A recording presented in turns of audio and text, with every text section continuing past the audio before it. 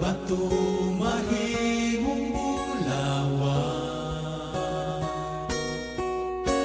ang ulod mahimong alibangban.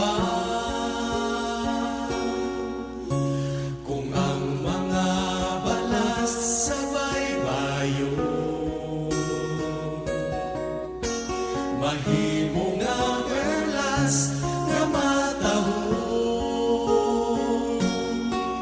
sa kahugaw sa sala ako nahigawas, ug wala kong magdahong nga maluwas.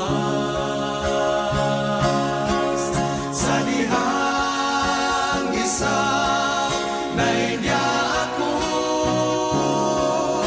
nahimong mabungahon ang pangandoy ning kalag ko. Kaluwasan ihatag bisan dili angayan.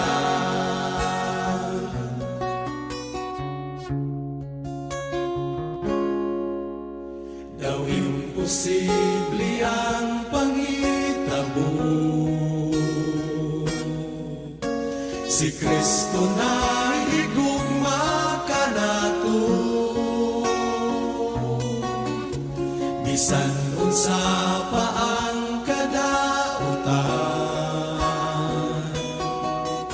sa krus kita iyang gihinluan. Wanay laing higayon nga atong paabuton, kamatayon ni Jesus di nasublion. Sa diha